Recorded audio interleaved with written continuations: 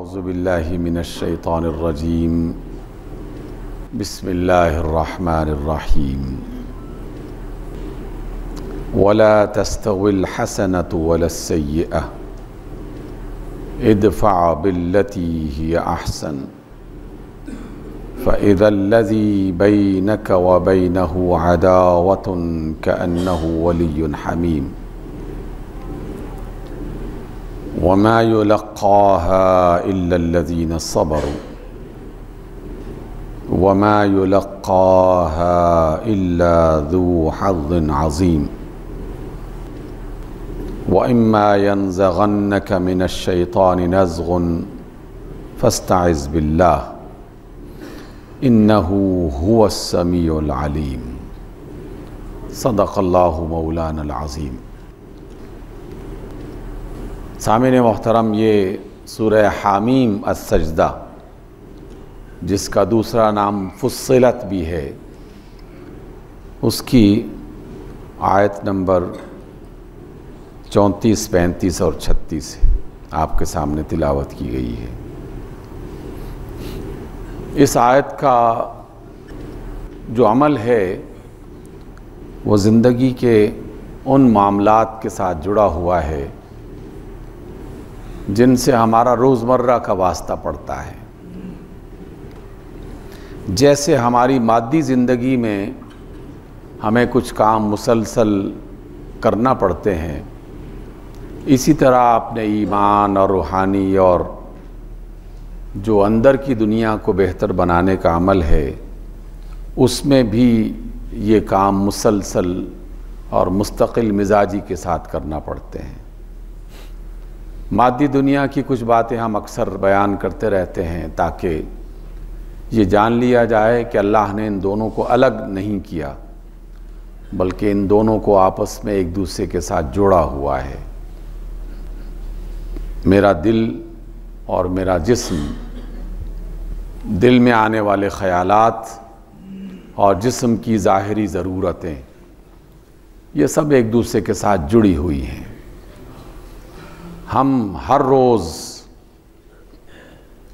ہاتھ منہ دھوتے ہیں، ہر روز اپنے گھروں کی صفائی کرتے ہیں، ہر روز اپنی گلی محلے کی صفائی کا اہتمام کرتے ہیں، اس لیے کہ یہ ضرورت ہمیں مجبور کرتی ہے کہ ہم یہ کریں۔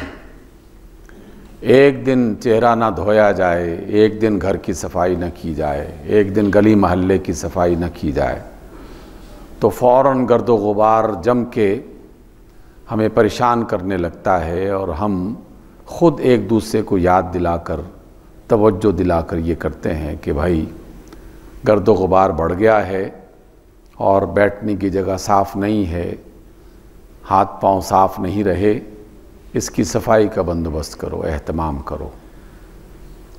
جس طرح ہر روز صفائی ستھرائی کا اہتمام کرنا پڑتا ہے، توجہ دینا پڑتی ہے، بالکل اسی طریقے سے اپنے اندر کی دنیا کو صاف ستھرا رکھنے کے لیے کچھ عمل مستقل مزاجی کے ساتھ کرنا پڑتے ہیں۔ کہنے کو وہ عمل آسان، لیکن کرنے میں بعض اوقات ہم سے نہیں ہو پاتے یا دقت محسوس کی جاتی ہے۔ اس لیے اللہ رب العزت نے ایک تصور دیا ہم مسلمانوں کو، اہل ایمان کو۔ دنیا داروں کے تصور اور ان کے اعمال مختلف ہوتے ہیں، رد عمل بھی مختلف ہوتے ہیں، لیکن اللہ نے کہا کہ جب تم میرے بندے ہو تو پھر میرے بتائے ہوئے راستے اور طریقے پر عمل کرو۔ رسول اللہ صلی اللہ علیہ وسلم نے فرمایا کہ جب تم میرے امتی ہو تو پھر جو میں پسند کرتا ہوں تمہارے لیے، اللہ کی مرضی کے مطابق، اس کے مطابق تم اپنی زندگی کو بسر کرنے کی کوشش کرو۔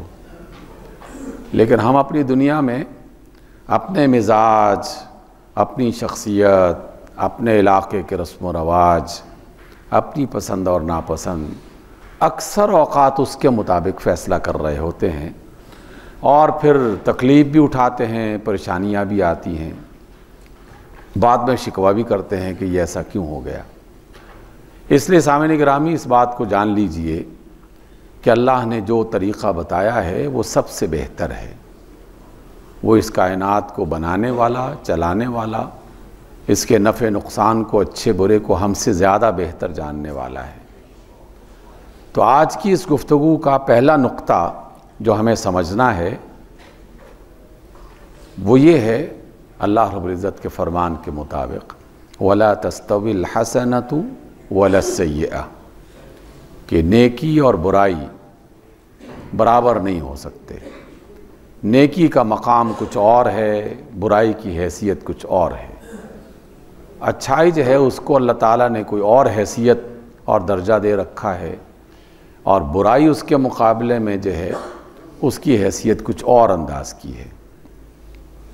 برائی کا علمبردار شیطان ابلیس ہے، اور نیکی اور خیر کے علمبردار محمد مصطفیٰ صلی اللہ علیہ وسلم ہے۔ ان کی تعلیم اللہ کی طرف سے آتی ہے، اور برائی کی تعلیم ابلیس کی طرف سے آتی ہے۔ آپ جس گروہ میں شامل ہیں، ظاہر میں تو یہی ہم کہتے ہیں کہ ایاک نعبد و ایاک نستعین، ہم تیری ہی عبادت کرتے ہیں، تجھی سے مدد طلب کرتے ہیں، تو ہی ہمارا مالک ہے، تو ہی رب ہے۔ تو جب اقرار یہ کیا جا رہا ہے، دعویٰ یہ کیا جا رہا ہے، تو پھر اسی کے مطابق اپنے آپ کو بدلنے کی کوشش ہونی چاہیے۔ فرمایا یہ جا رہا ہے کہ یہ دونوں برابر نہیں ہو سکتے، دونوں کا طرز عمل مختلف ہے، دونوں کا رد عمل بھی مختلف ہے، دونوں کے کام کرنے کے انداز بھی مختلف ہیں، اور اسی بنیاد پر دونوں کے نتائج بھی مختلف ہوں گے، اس کے اثر بھی مختلف ہوں گے۔ نیکی کو تم پسند کرو اور برائی کو ناپسند کرو، یہ ہماری تعلیمات کے لیے پہلی بنیاد رکھی گئی ہے، پہلی بنیاد رکھی گئی ہے۔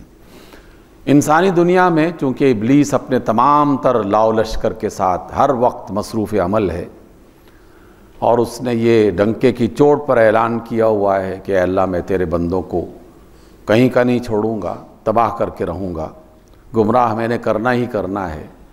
اللہ نے اپنی مشیت کے مطابق اسے اجازت دی، اور ہمیں طاقت اور رہنمائی کا بندوبست کیا ہمارے لیے۔ تب دیکھیے ایک کشمکش ہے، مسلسل ایک عمل ہے، اس سے ہمیں گزرنا ہے۔ قدم قدم پر اس بات کا جائزہ لینا میرا اور آپ کا کام ہے۔ اور آج کی اس نشست میں ہم اس پہلے تصور کو اگر اچھے طریقے سے جان لیں اور واقعی دل سے مان لیں اس کو، تو پھر عمل اور رد عمل میں فرق آنا چاہیے۔ اگر نہیں آ رہا تو یقیناً پھر توجہ کی ضرورت ہے، اور اپنے آپ پر غور کرنے اور نظر ثانی کی ضرورت ہے۔ فرما رہے ہیں اللہ تعالیٰ کہ نیکی اور برائی برابر نہیں ہو سکتی۔ اچھا، یہ ایک عام اصول تو ہے، لیکن اس کی پہچان کیسے کی جائے؟ اس کی پہچان تب ہوتی ہے جب آدمی کسی مسئلے میں گرفتار ہوتا ہے، جب اسے کسی مسئلے کا سامنا کرنا پڑتا ہے۔ بنیاد یہ بتائی گئی کہ یہ دونوں برابر نہیں ہو سکتے، تو جب کبھی کوئی تم سے زیادتی کرے تو اس کی زیادتی کا علاج اچھائی کے ساتھ کرو، اس کی برائی کا علاج اچھائی کے ساتھ کرو، اس کے برے سلوک کا علاج اس کے ساتھ اچھے سلوک کے ساتھ کرو۔ یہاں پر ایک لمحہ رک کر ہمیں اس ایک چیز کا جائزہ لینا ہے، اور وہ یہ ہے کہ کچھ باتیں ہیں جو میری اور آپ کی انفرادی حیثیت میں تعلیم کے طور پر بتائی جا رہی ہیں، اور کچھ باتیں ہیں جس کا تعلق اداروں کے ساتھ ہے، حکومت کے ساتھ ہے، نظام کے ساتھ ہے۔ جہاں حکومت کی بات آئے گی، اداروں کی بات آئے گی، سسٹم اور نظام کی بات آئے گی، وہاں جزا اور سزا کا فوری طور پر باقاعدہ اعلان کیا گیا، اور اس کو نافذ کرنے کا حکم دیا گیا کہ اگر تمہارے معاشرے میں کوئی شخص کسی کا مال چھینے، اس پر قبضہ کر لے، تو ادارے، حکومت اور سسٹم کی ذمہ داری یہ ہے کہ وہ قوت کے ذریعے سے چھیننے والے سے وہ مال واپس لے، اور جو حقدار ہے اس کو واپس لوٹائے۔ کوئی قتل کرے تو قاتل کو سزا دے، اور اس کی جان جو ہے وہ ختم کرے اس کے بدلے میں۔ تو جب حکومت کی بات آئے گی، اداروں کی بات آئے گی، سسٹم کی بات آئے گی، اس کے قوانین اور ضابطے الگ ہیں۔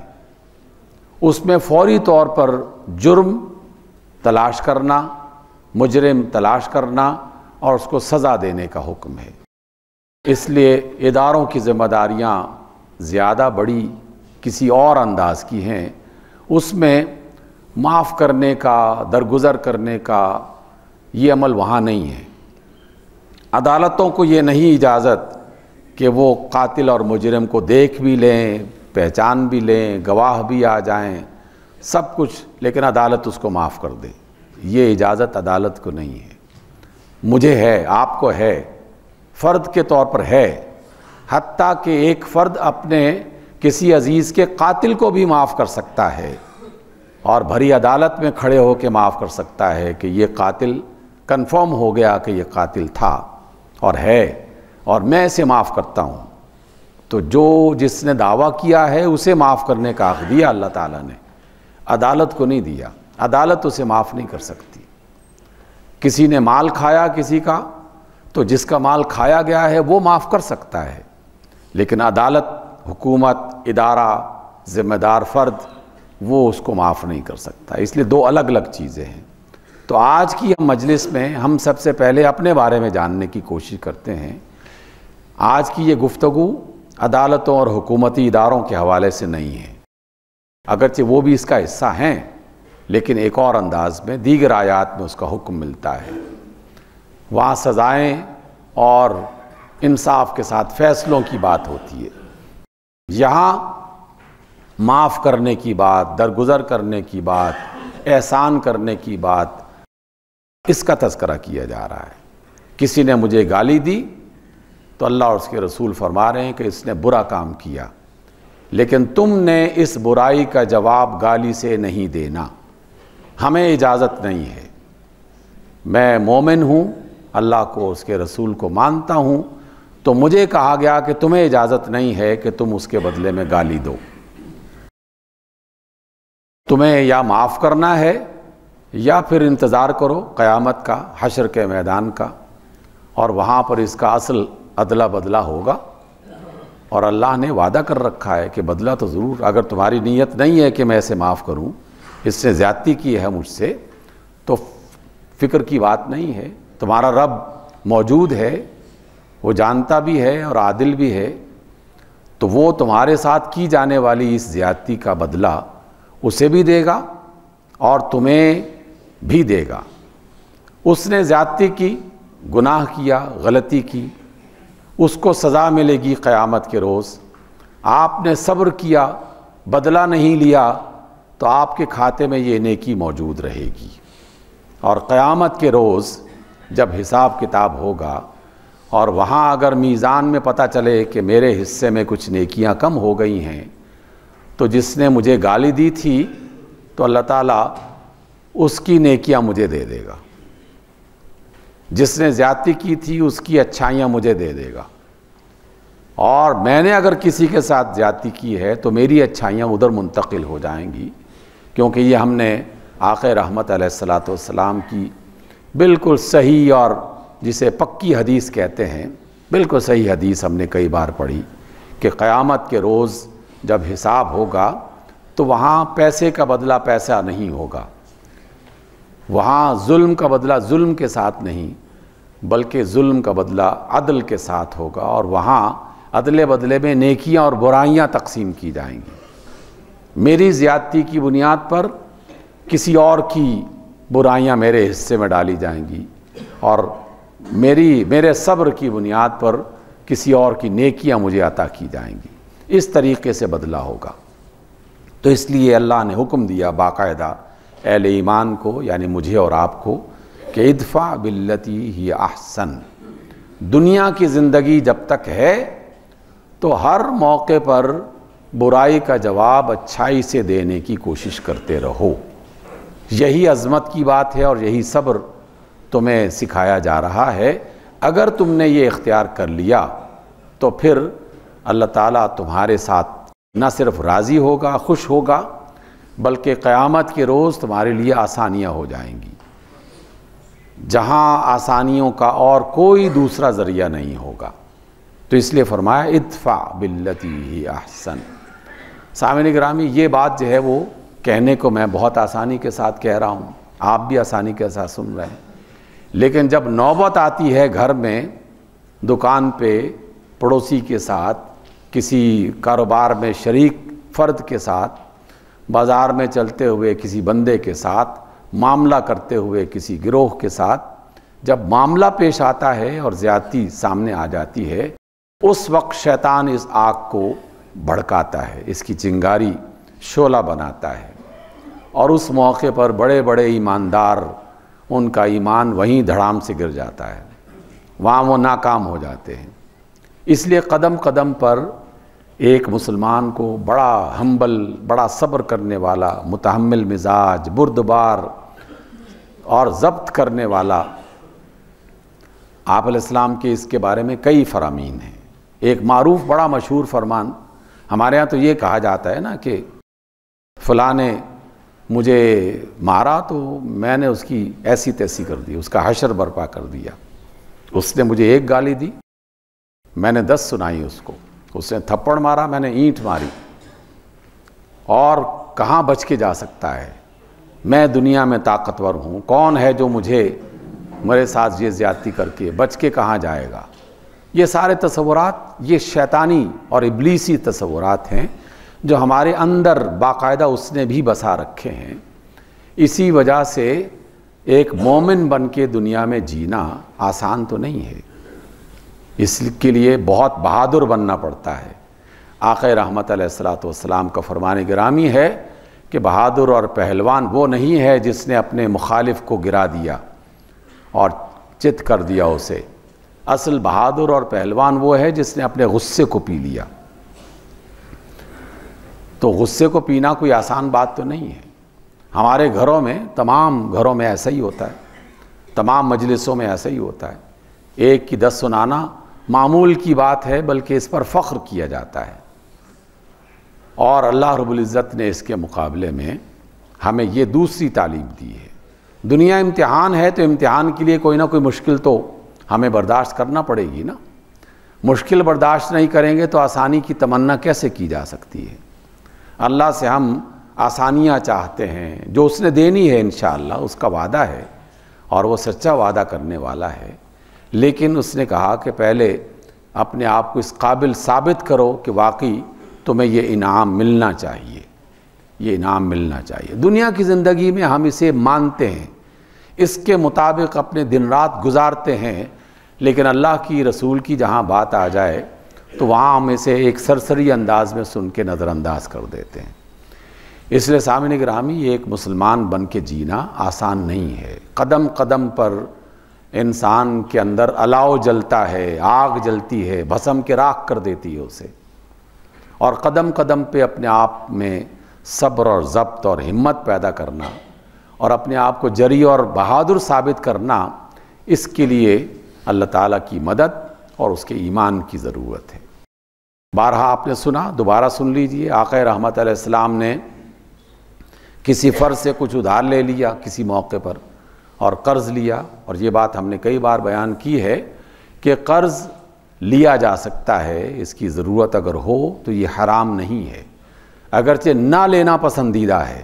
اللہ کے رسول بہت زندگی میں کبھی کبھار ایسا کام انہوں نے کیا، زیادہ برداشت کیا، زیادہ لوگوں سے سوال نہیں کیے، انتہائی ضرورت پڑ گئی تو آپ نے کبھی اپنی کوئی چیز گروی رکھ کر اس کے بدلے میں کوئی چیز حاصل کی، یا کسی سے ادھار کسی بنیاد پر لیا، تو جس سے قرض لیا گیا تھا اس کے لیے ایک وقت متعین ہوا کہ فلاں دن اور اتنے دن کے بعد تمہیں یہ قرض واپس کر دیا جائے گا۔ وہ شخص جو ہے وہ کچھ دن پہلے ہی آ گیا اور آ کے مطالبہ شروع کر دیا۔ آپ نے فرمایا کہ ابھی مدت تو ہے، جو ہم نے طے کیا تھا کہ آپ کو فلاں وقت میں یہ واپسی ہوگی، تو ابھی تو اس میں وقت ہے۔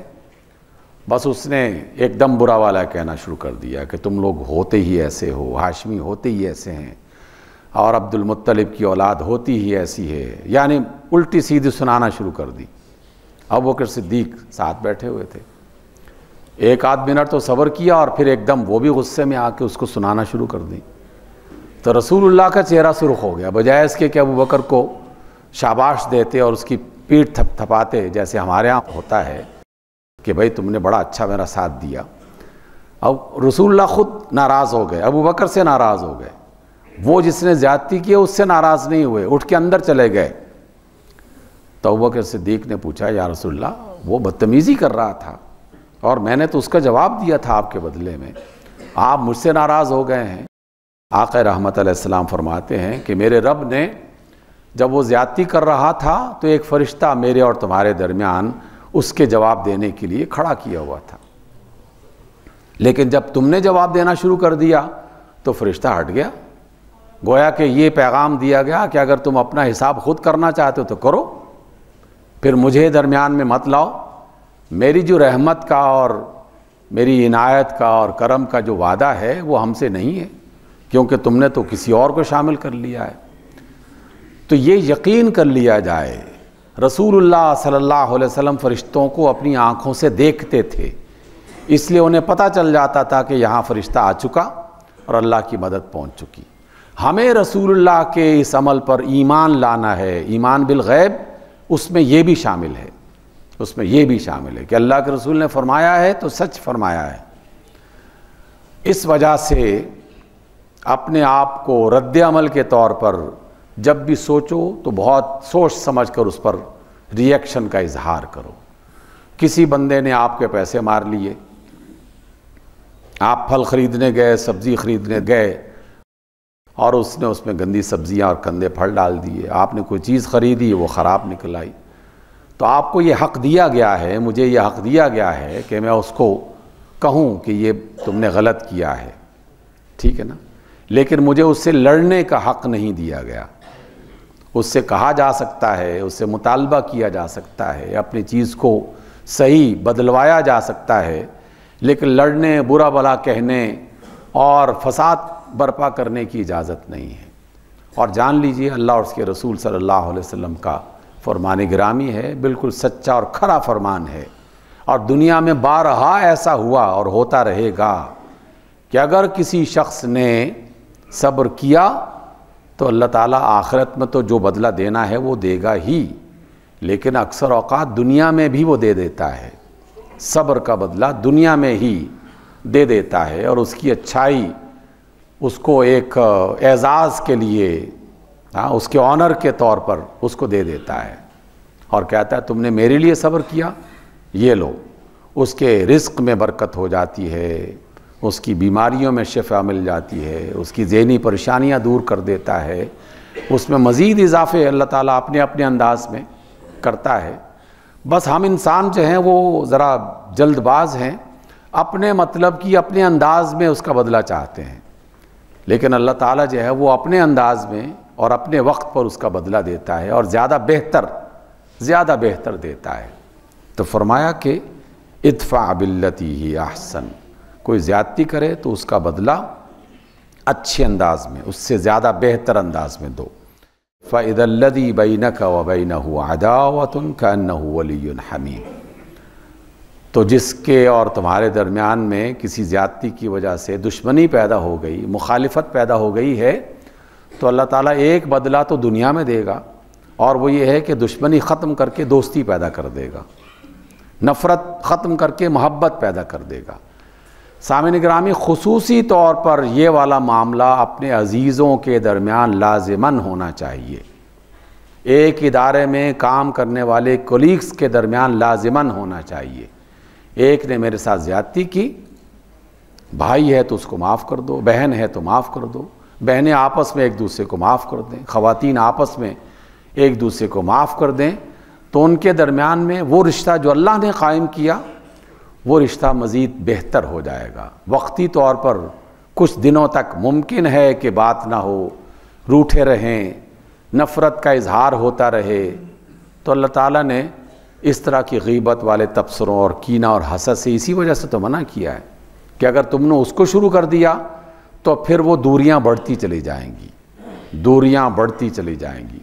میں نے کئی افراد سے یہ سنا، خواتین سے بھی اور مردوں سے بھی، کہ جناب میں فلاں سے ناراض ہوں، اتنے سال ہو گئے میں نے کبھی اس کی طرف منہ کر کے نہیں دیکھا، بات نہیں کی اس سے، بڑے فخر سے اس کا اظہار کرتا ہے، حالانکہ نادان جانتا نہیں ہے کہ اتنا بڑا نقصان اس نے اپنا کر دیا، اتنا بڑا نقصان کر دیا کہ اگر اسے واقعی اس پر یقین ہو جائے تو کبھی وہ یہ اپنے لیے پریشانی خریدے نہ۔ حدیث دوبارہ سن لیجیے، آقا رسول صلی اللہ علیہ وسلم کا فرمان گرامی، اللہ کے رسول نے فرمایا کہ ہر پیر کے دن، سوموار کے دن، انسانوں کے اعمال اللہ کے حضور پیش کیے جاتے ہیں۔ ایک دوسری روایت میں جمعرات کو بھی، پیر کو اور جمعرات کو، لیکن پیر کے بارے میں کنفرم ہے، یہ وہ دن ہے جس روز رسول اللہ صلی اللہ علیہ وسلم دنیا میں اتارے گئے، پیدا کیے گئے، آپ کی پیدائش کا دن۔ اس کو انتہائی برکت والا دن قرار دیا گیا ہے، پیر کا دن جو ہے۔ تو اللہ کے رسول فرماتے ہیں کہ اعمال پیش کیے جاتے ہیں، اللہ تعالیٰ ان فائلوں کو دیکھتا ہے اور ان کے معاملات کو دیکھ کر معافی کا، درگزر کرنے کا، کرم رحمت کا فیصلہ کرتا ہے۔ اور جب فرشتے بتاتے ہیں کہ یہ ان دو بندوں کی فائل ہے، ان کا کیس ہے جو آپس میں روٹھے ہوئے ہیں، ناراض ہیں، بات چیت بند ہے ان کی، تو اللہ تعالیٰ ان کی فائل بھی بند کر دیتا ہے اور کہتے ہیں کہ لے جاؤ اس کو، ہم ان کے کیس ہی نہیں دیکھتے۔ رحمت کا فیصلہ تب کریں گے جب یہ آپس میں جب یہ ملیں گے، ایک دوسرے سے بات شروع کریں گے۔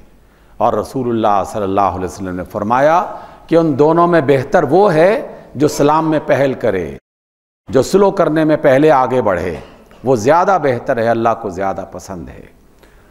تو وہ لوگ کہ جو سال ہا سال سے اپنے بھائیوں بہنوں سے ملے نہیں، بات نہیں کر رہے، اپنے کولیگ سے روٹھے ہوئے ہیں، ناراض ہیں، تو کتنے سوموار ان کے گزر گئے اور ان کے کیس بڑھتے چلے گئے ہیں، اور کتنے گناہ ابھی معافی کا انتظار کر رہے ہیں کہ ان کے گناہ معاف کیے جائیں۔ تو نقصان کس کا ہو رہا ہے؟ نقصان دونوں ہی کر رہے ہیں نا آپس میں ایک دوسرے کا۔ اس لیے ادفع باللتی ہی احسن، جس نے تمہارے ساتھ زیادتی کی ہے تو بڑے بن کر، مضبوط بن کے، طاقتور بن کے اس کو معاف کرنا، اس طریقے کو اختیار کرو۔ یہ بڑوں کا کردار ہے۔ چھوٹوں کا کردار ہوتا ہے کہ ناراض ہو گئے تو ناراض ہو گئے اور عدلے کا بدلہ لینا ہے، ایک کے 10 قتل کرنا ہے۔